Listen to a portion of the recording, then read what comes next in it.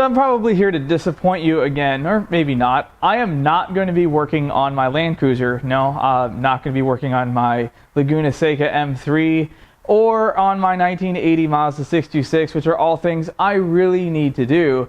Instead, I'm going to do something I don't need to do, but I want to do, and that is install some bump steer correction plates on my 95 BMW 540. Now, these haven't been around for very long, and a lot of people on the Facebook pages have ranted and raved about these, and I have two E34s, both of which are quite low. One of them, that touring right there, it's like way too low. Anyway, it does suffer from some bump steer. When you lower those cars, it changes the steering geometry, or the control arm geometry and the suspension geometry, and you get some bump steer. It's kind of it's not too bad, but if there's something to correct it, I'm all ears, which for just over $100, you can buy a set. Now, they offer these in different thicknesses. I bought the 1 inch. I think they make them thicker and thinner, but for what my cars aren't like totally on the ground. They're kind of in the middle of, anyway.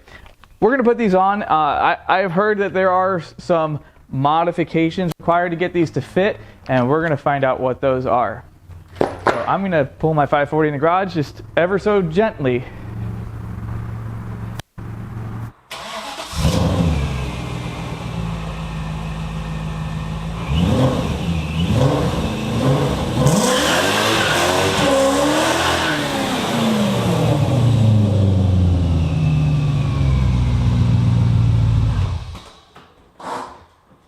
That might have been a mistake. Look, came off the clutch just a little too quick.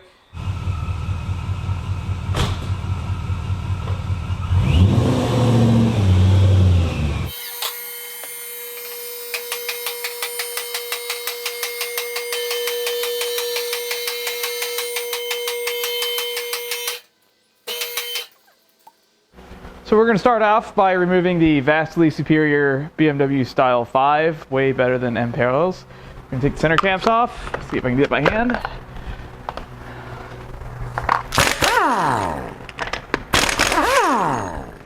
I didn't need that.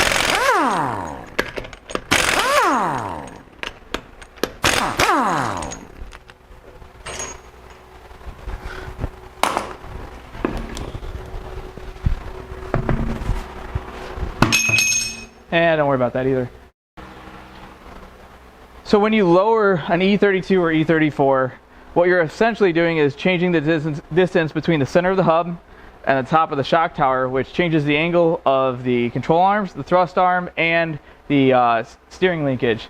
And that makes it more susceptible to bump steer.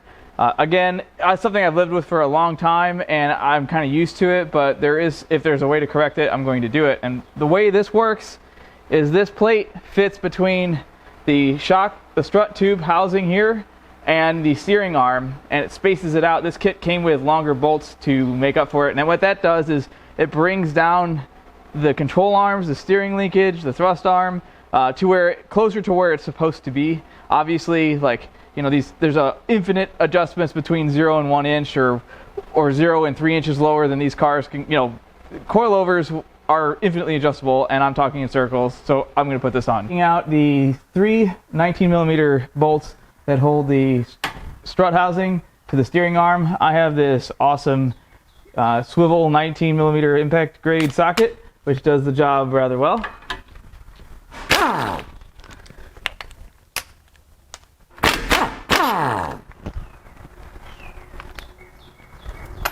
And make sure you save these because you won't need them. Where the spacer goes is right here. I don't know if you can get a good look at it, but we're going to pry this apart now that the bolts are out and see how this fits. This is the part where a lot of people say, well, you have to grind this or file this. Well, we'll find out.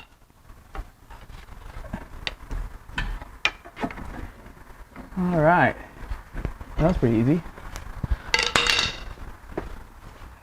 Sorry, kick you guys.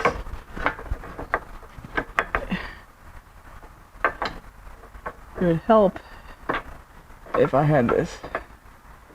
This is the wrong side, apparently. Yes, this is the wrong side. What am I doing? That is much more normal looking. Alright.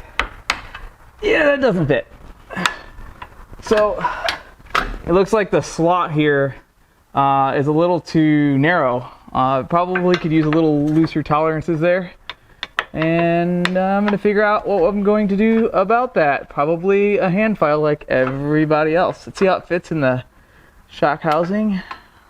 Oh, it fits nice. Alright, so it looks like it's just that. So let's get this worked out. So I'm going to just file this out a little bit and keep trying it over and over. Now, contrary to what I've seen some people do, files only work well in one direction. So going back and forth like a saw is completely useless. Well, I ain't gonna be here forever.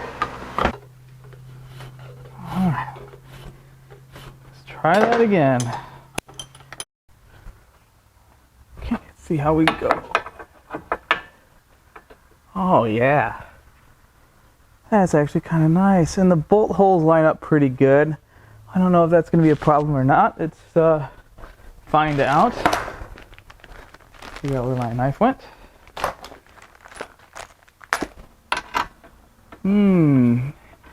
Seems that might be a problem. So it looks like the bolt hole closest to the hub is just a little. Yeah, that one fits nice. And I would wager this one's going to fit nice. I can see that one's not going to fit nice. So it looks like it's just a little tight there. Maybe not. Definitely tight. Yep, definitely tight. Well, let's figure out how to fix that.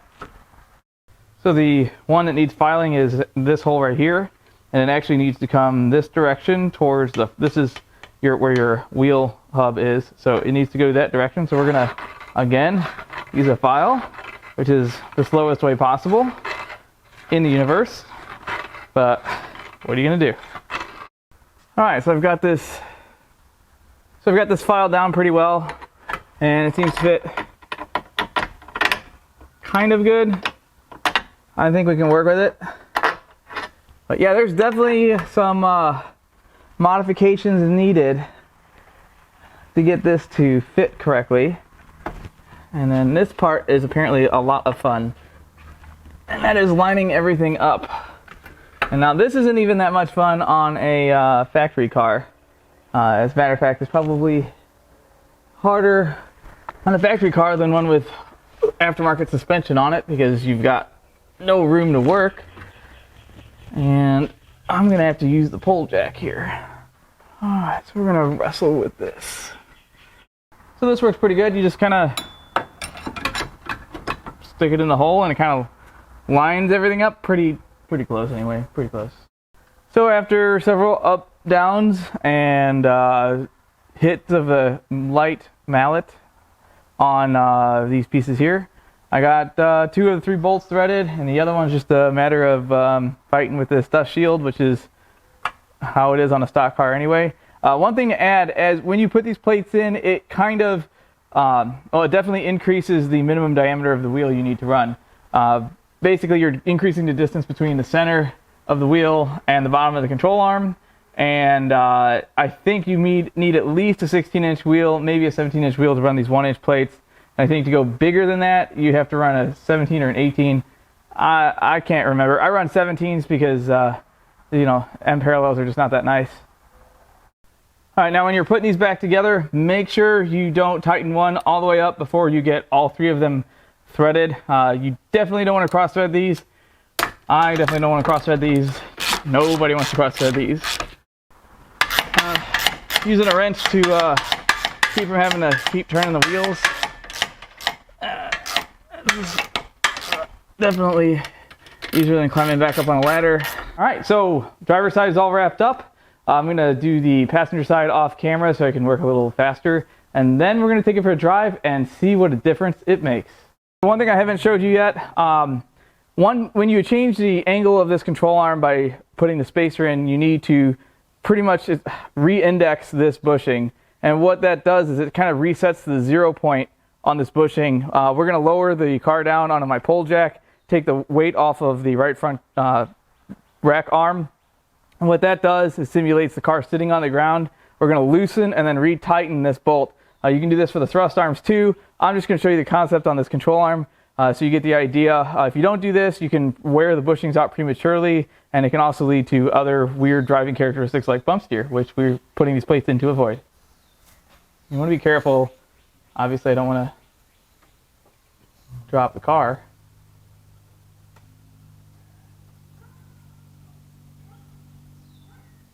All right, so I'm going to say that's probably enough. I probably could go more, but what we're going to do is loosen this and tighten it, and I will show you.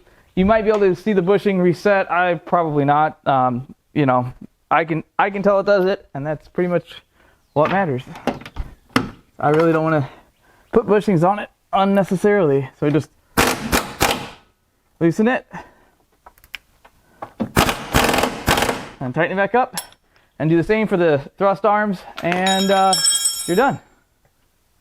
So of course there's one last step. Make sure we're set right. Get these wheels torque to spec.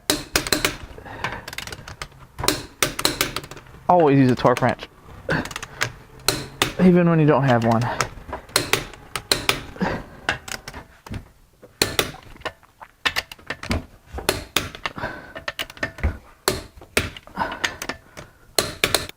So it's pretty easy. Doing it again, I could probably get a pair done in about 30-35 minutes. You know, when aftermarket companies make parts like this, people are really quick to say, oh, well, it didn't fit, I had to do this and do that. Well, I'm just happy that someone is making stuff for these older cars. I drive primarily older cars. I don't really like new cars. So as cars age and they don't exist anymore and their owners have less and less money as they get cheaper, it is harder and harder to find aftermarket companies to come out with new products. So I am really happy that these exist. AKG makes a bunch of other stuff too, but and I know this is probably a really simple, easy thing for them to put in their CNC machine, but they went through the effort to do that, and hopefully they're making money on it. Hopefully they're selling a lot of sets. Hopefully this video talks some other people into it. But we're gonna go drive and see what the difference is. Here we go.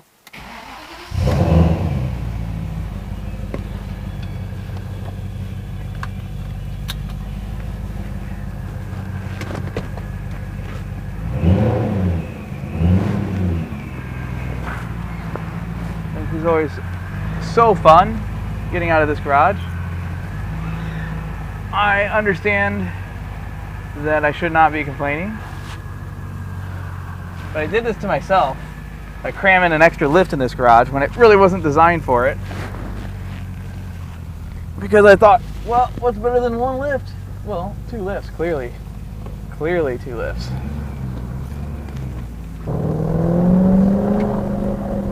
I'm sure my neighbors just love me.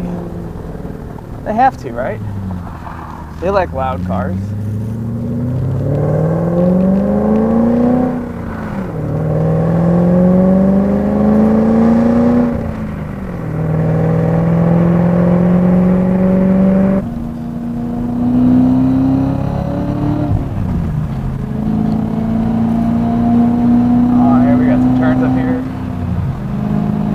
Sweepers, so it's kind of, oh my god, it's so much better. Yeah, this feels, guys, you all need to do this. Every single one of you whose car is lowered on coilovers, you need these. This totally drives like a stock car does as far as bump steer. It doesn't have any. It's gone. It used to be a lot more pronounced. Now that I know what it's like without it, it's so much better. I can't believe something so little made such a big difference. Hang tight.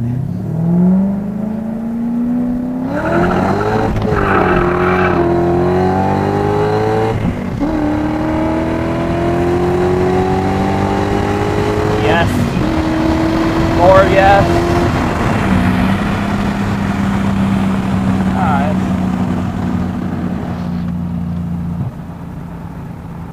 I did notice a little bit of rear tire rubbage, which is concerning. It hasn't done that. Wow, I am impressed. I am really, really impressed. I can't wait to get them on the other car now. So I can't say enough good things about this. This totally changes the way the car drives. Totally changes it.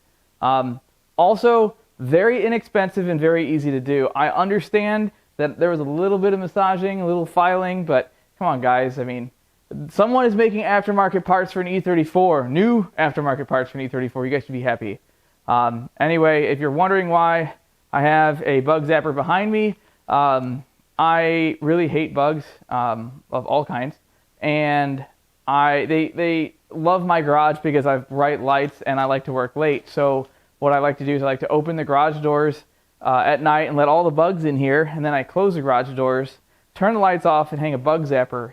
And when I come in here, there's nothing that's alive in here, and there's a pile of dead bugs, which is kind of gross, but makes me happy because all of those bugs can't bother me in the future. Anyway, feel free to subscribe. Hopefully I have some more content on this car. Maybe working on the Land Cruiser pretty soon. I've made some headway on it. Talk to you guys later.